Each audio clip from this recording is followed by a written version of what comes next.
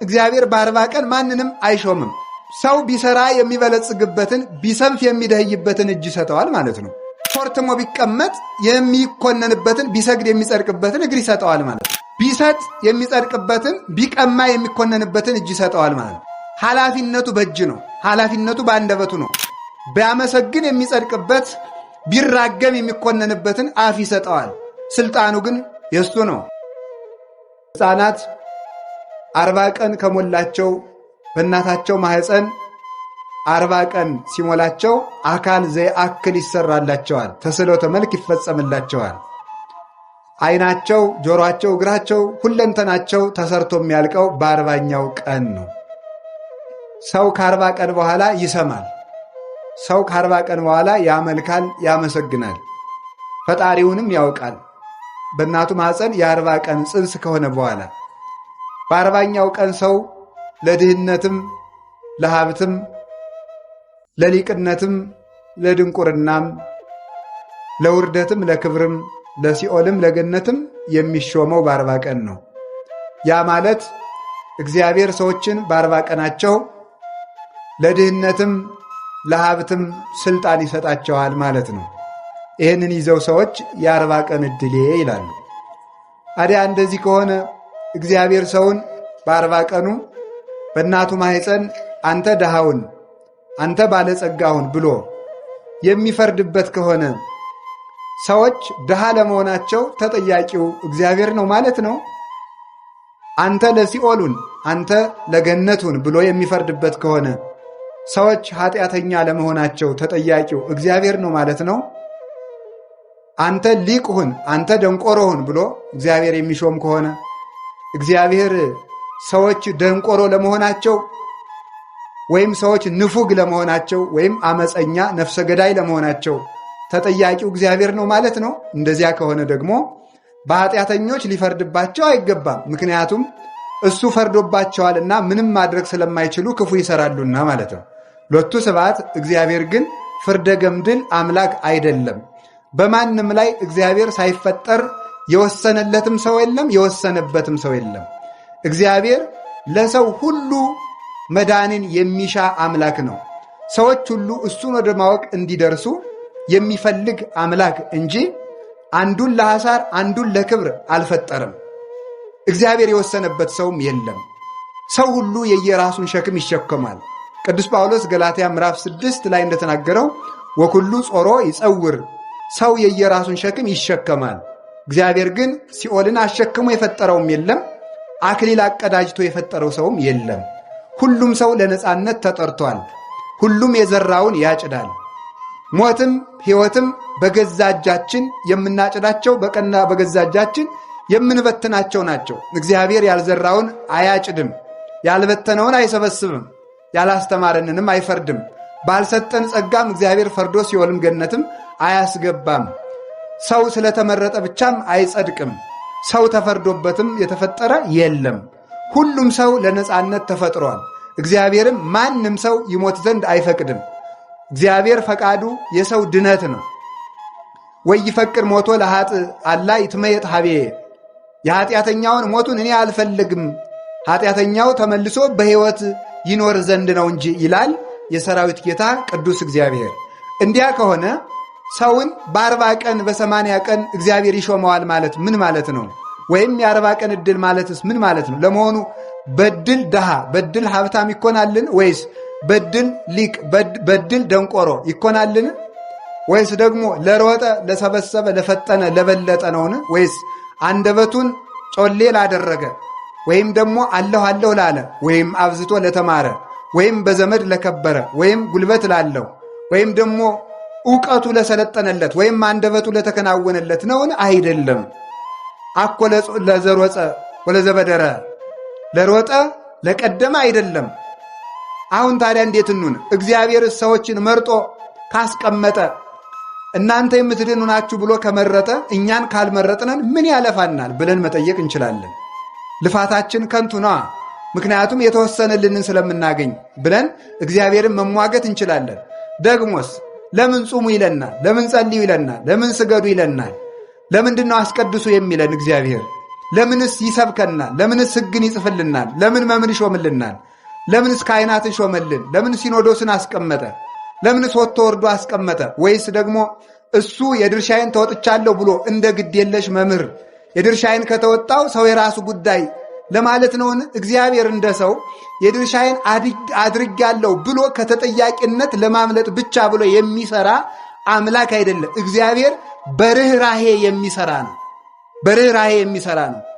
በዚህ ዓለም የሚሰጡ ሰዎች ብዙ ናቸው። ግን ስላገኙ የሚሰጡ ሰዎች አሉ። ለመመስገን የሚሰጡ ሰዎች አሉ። ክብር ፈልገው የሚሰጡ ሰዎች አሉ። ስም ፈልገው የሚሰጡ ሰዎች አሉ። ለመኩራት የሚሰጡ ሰዎችም አሉ። ወይም ደግሞ እንዲሁ የሚሰጡ ሰዎችም አሉ።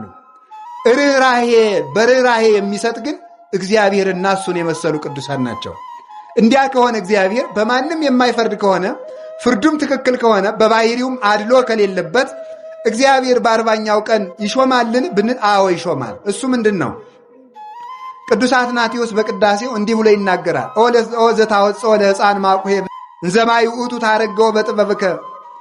አቤቱ ሕፃኑን ከእናቱ ከአባቱ አብራክ ከፍለ በእናቱ ወገም በእናቱ ማኅፀን ልከ ውሃውን አርግተ ተስሎ ተመልክ ሰጥተህ የምትፈጥረው ሆይ አንተ በ40ኛው ቀን ሰውን ለድህነትም ሆነ ለሀብት ለሲኦልም ሆነ ለገነት ትሾመዋለህ ይላል መጽሐፍ። ምን ማለት ነው ብትሉኝ፣ እግዚአብሔር በ40 ቀን ማንንም አይሾምም። ታዲያ ምንድን ነው? ሰው ቢሰራ የሚበለጽግበትን ቢሰንፍ የሚደህይበትን እጅ ይሰጠዋል ማለት ነው። ኮርትሞ ቢቀመጥ የሚኮነንበትን ቢሰግድ የሚጸድቅበትን እግር ይሰጠዋል ማለት ነው። ቢሰጥ የሚጸድቅበትን ቢቀማ የሚኮነንበትን እጅ ይሰጠዋል ማለት ነው። ኃላፊነቱ በእጅ ነው። ኃላፊነቱ በአንደበቱ ነው። ቢያመሰግን የሚጸድቅበት ቢራገም የሚኮነንበትን አፍ ይሰጠዋል። ስልጣኑ ግን የእሱ ነው። የሆኑ ሰዎች ወፍን በእጃቸው ጨበጡና አንድ አባትን ሂደው ያችን ወፍ በእጃቸው ይዞ አባ ይቺ ወፍ ሙታለች አለች አሏቸው። ሙታለች ቢሏቸው ያት እስኪ ብለው ሊለቋት ነው። አለች ቢሏቸው ጨብጠው ሊገሏት ይኸው ሙታለች ሊሉ ነው። ነፍሷም ሞቷም ሕይወቷም በእጃችሁ ነው አሉ። ሞቷም ሕይወቷም በእጃችሁ ነው። ሰው ሞቱም ሕይወቱም በእጁ ነው። በገዛ እጁ ሰው ሲኦልን ይወርሳል። በገዛ አንደበቱ ሰው መንግሥተ ሰማያትን ይወርሳል። ሞት ወሕይወት ውስተ እደ ልሳን እምቃልከ ትጸድቅ እምቃልከ ትትኰነን። ከቃልህ የተነሳ ትጸድቃለህ፣ ከቃልህ የተነሳ ይፈረድብሃል። ሞትም ሕይወትም በአንደበት እጅ ነው ይላል ማቴዎስ ምዕራፍ 12 ቁጥር 36 ላይ ሲናገር። ስለዚህ እግዚአብሔር ሰውን ለሲኦልም ለገነትም አልመረጠም። ሰውን ሁሉ እግዚአብሔር የጠራው ለገነት ነው። ያን ጥሪውን ተቀብሎ አቤት ብሎ ሥራ ሰርቶ ጸንቶ መገኘት ደግሞ የሰው ድርሻ ነው። ስለዚህ እግዚአብሔር በ40ኛው ቀን ይሾማል ማለት ብንሰራ የምናገኝበትን ባንሰራ የምንጎዳበትን አካል በ40 ቀን ስለሚሰጠን ነው። ተምረን የምንጸድቅበትን አንሰማም ብለን የምንኮነንበትን አእምሮ የሚሰጠን ያን ዕለት ስለሆነ ያን ያገኘንበት ቀን የ40 ቀን ዕድል የተባለ ያ ነው እንጂ ለተለዩ ሰዎች በ40 ቀናቸው የተሰጣቸው ጸጋ የለም። ስለዚህ እግዚአብሔር ሁሉንም ለድህነት የመረጠ አምላክ ነው። ለድህነት መርጧል። ያንን ምርጫ መቀበል የሰው ልጅ ድርሻ ይሆናል ማለት ነው። ስለዚህ መዳናችን በማን እጅ ነው ያላችሁኝ እንደሆነ በገዛ እጃችን የተያዘ ነው። እግዚአብሔር ለሰው ልጆች መጀመሪያ የሰጣቸው ገንዘብ ንጽሐ ጠባይ ይባላል። ንጽሐ ጠባይ ወይም ንጹሕ ተፈጥሮ ማለት ነው። ንጹሕ ተፈጥሮ እግዚአብሔር ለሰው ልጆች የሰጣቸው ገንዘብ ነው። መጀመሪያ ስንፈጠር እግዚአብሔር የሰጠን ገንዘብ ንጹሕ ተፈጥሮ ነው። ያ ገንዘባችን ነው፣ እግዚአብሔር የሰጠን ገንዘብ። እንደምታውቁት የመጀመሪያው ሰው አዳም ነው። እናታችን ደግሞ ሔዋን ናት። ጀማሪ ሰባኪ ስብከት ሲጠፋው ከአዳምና ከሔዋን ሰፈር ሄዶ ይደበቃል ይባላል። እንደሱ ለማለት ፈልጌ አይደለም። እሺ፣ የግድ መነሻዎቻችን እነሱ ስለሆኑ ነው። እነሱን መውቀስ ተገቢ አይደለም። ልወቅሳቸውም አላነሳውም። ስለዚህ አዳም ምን ተረሰይናከ ይላል አትናቴዎስ። አዳም እንዲያው ምን አደረግን? ይህ ሁሉ መከራ ያመጣህብን። ሔዋን ምን አደረግን ሲልና ኧረ እናንተ ገነት ገብታችኋል፣ እናንተን መውቀስ አይገባም። ኦሪትም እናትና አባትህን አክብር ትላለች ብሎ ይናገራል። እነሱ እናደንቃቸዋል። እነሱ ንስሐ ገብተው ድነዋል። እኛ ነን እንጂ ያቃተን። ስለዚህ እግዚአብሔር መጀመሪያ ለሰው ልጅ የሰጠው ተፈጥሮ ንጽሐ ጠባይ ይባላል። አዳም ሰራዊት አልነበረውም፣ ሌላ ገንዘብም አልነበረውም። ነገር ግን ሰማይና ምድርን እንዲያስተዳድር እግዚአብሔር ስልጣን ሰጥቶታል። አዳም ካፈር የተፈጠረ ነው፣ መብረቁን ይገዛል። ይህንን እንዲያስተዳድርበት የተሰጠው ስልጣን ምን ይባላል? ንጽሐ ጠባይ ይባላል። እስኪ ንጽሐ ጠባይ በሉ። ምን አላችሁኝ? ንጽሐ ጠባይ ወይም ንጹህ ተፈጥሮ ማለት ነው።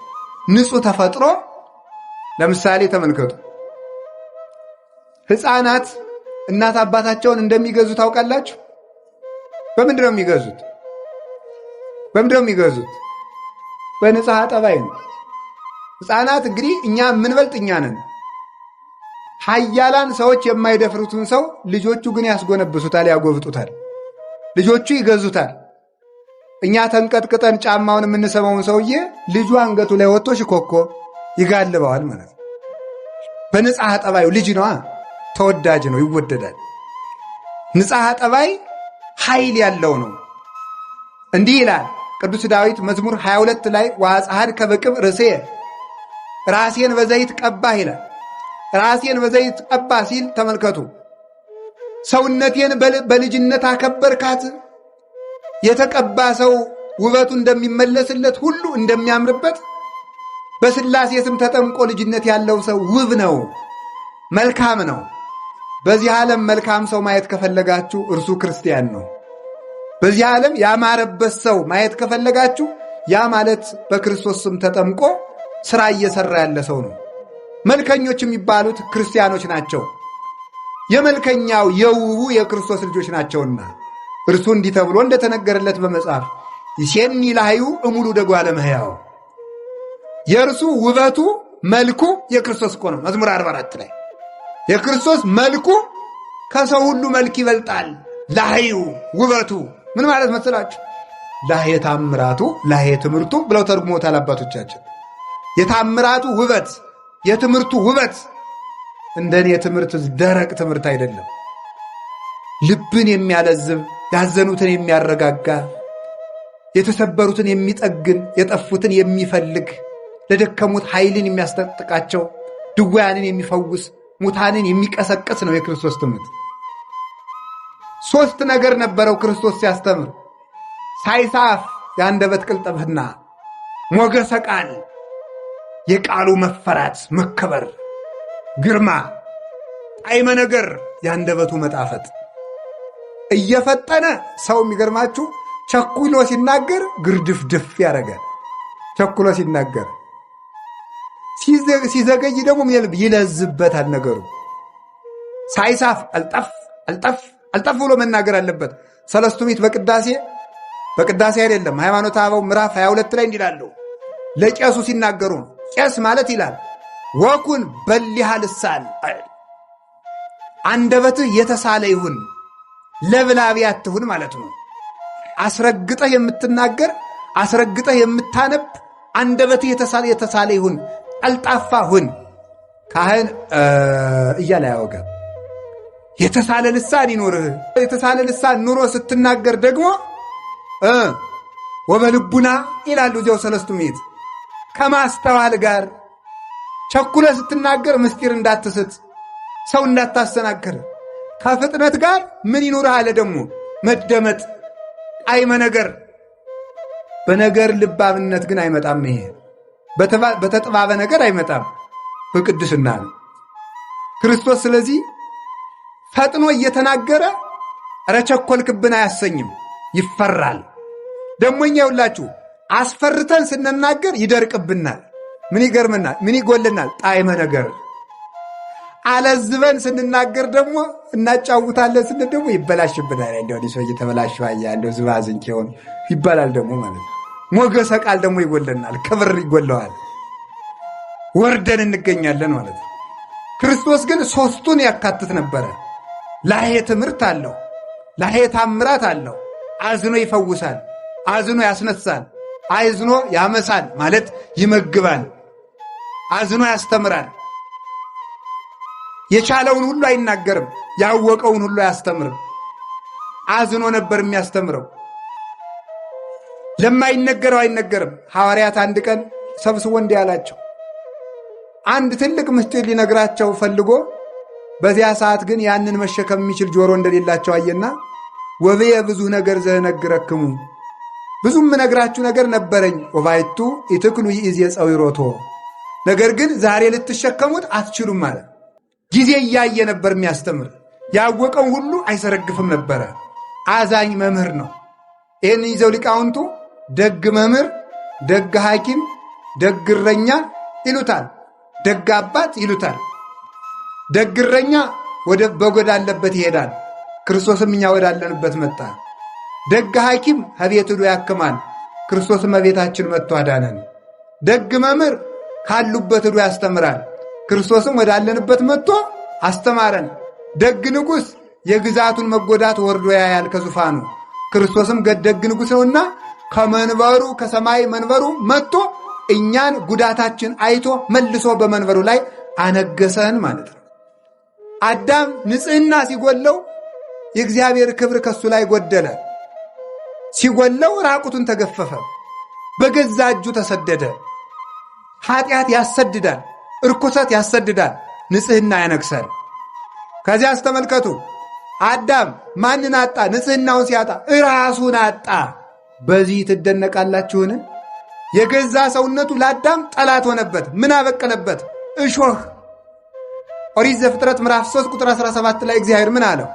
ብላ በአፈ ገጽከ ለታብቁል ምድር ሶከ ወአሜከላ በእንቲአከ፣ ምድር በአንተ ምክንያት እሾህ ታብቅል አለው። እሾህ ታብቅል። እጽዋት ከአዳም ስህተት አስቀድሞ እሾህ አልነበረባቸውም። አጋፍ፣ ኩርንችት፣ ግራር የሚባል እሾህ የለም። የአዳም እርግማን ከእጽዋት ላይ እሾህን አበቀለ። በሰሙ በወድቁ የአዳም ሰውነት በሽታ በቀለ፣ ደዌ አበቀለ። ከዚያ በኋላስ ደግሞ ክፉ ሕሊናን አበቀለበት። ደግሞ ትንሽ ሀብት ያለው ሰው ምን እንደሚል ንገራችሁ። ትንሽ ሀብት ያጠራቀመ ሰው እሳ አባቱ እንደው ትንሽ እንደ መኪናም እንደ ፎቅም እንደው የሞካከረ ሰው የድንጋይ ጥርቅም እኮ ነው። ይሄ እዛ ሰብስቦ ፈልጌ ሲሉት አባ ጊዜ የለኝም፣ በጣም ብዙ ድርጅት ነው ማኔጅ የማደርገውና የሚያዙኝ ነገር ካለ ብቻ ይደውሉልኝ፣ ስንት ብር ነው የሚፈልጉት ይላል። ብሩን ወርወር አድርጎ ስራውን እየሰራ ሊሞት ማለት ነው።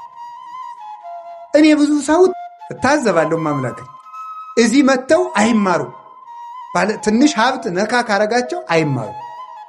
ብቻ የሚያዙኝን ይንገሩኝ፣ እሱም ብቻ ይንገሩ፣ ዝም ብሎ ችግር የለም። ቆይ ሰባኪው ምንድነው የፈለገው? ምንድነው ዝም ብሎ ቤተክርስቲያን ሰሩ ነው? አካውንታችሁ ንገሩኝ፣ ምንድነው የምትፈልጉት? እሱም ብቻ ለምን አትነግሩኝም ይላል። ቃለ እግዚአብሔር ጌታ ይዋ እኛ አንተን ቆርቆሮ አይደለም የፈለግነው፣ እኛ የፈለግነው ህሊናህን ነው። እግዚአብሔር የሞተለት አካል ነው ያለ። እኛ የምንፈልገው እናንተን ነው፣ የእናንተን ሻማ። አሁን ጠዋት 21 ሺህ ብር ሰጣችሁ፣ ምን ያለውን ሰጣችሁታል። እኔ ገንዘቡን አይደለም የናቁት። ስትፈልጉ 21 ቢሊየን ስጡ፣ ምንም ትርጉም የለውም። ገንዘባችሁ አያጸድቃችሁም። የሚያጸድቃችሁ ንጽሕናችሁ ነው። መጀመሪያ ራሳችሁ ተስተካከሉ። ካልሆነ ግን ኃጢአት እየሰራ ለእግዚአብሔር 100 ሺህ ብር ሰርቃ 50 ሺህ ብር ስላመጣ እግዚአብሔር በጉቦ ሊምርህ ነው። እንደዚህ ያለ ነገር የለም። የሆኑ ባይታዊ ተከታይ ስለሆናችሁ፣ የሆነ መነኩሴ አጨብጫቢ ስለሆናችሁ ከሞት አታመልጡም። የምታመልጡት ንጹሕ ስትሆኑ ነው። ራሳችሁን አንጹ። በብልጣ ብልጥነት የሆነ ገዳም ሄደህ እንተ ያለ ሀገር የሄደ የ40 ቀን ሕፃን ይሆናል። አይሆንም። ንስሐ የገባ ነው የሚሆነው። እንዲህ ያለ ገዳም ይዞ ጠበል የተረጨ ሰው እንደ 40 ቀን ሕፃን ይሆናል። አይሆንም። አባ ገሌ ቅባ ቅዱስ የቀዱስ ሰው እንደ 40 ቀን ሕፃን ይሆናል። አይሆንም። ራስን ማንጻት ነው። ብዙ ሰዎች እኮ ሙተው በቁማቸው የገመዱት ገመድ ነው ዛሬም እየጠለፈ የሚጥል። ሙተውም እጃቸው ረጅም የሆኑ ሰዎች አሉ። ቅዱሳን ደግሞ ሙተውም እጃቸው ሕይወት ይሰጣል።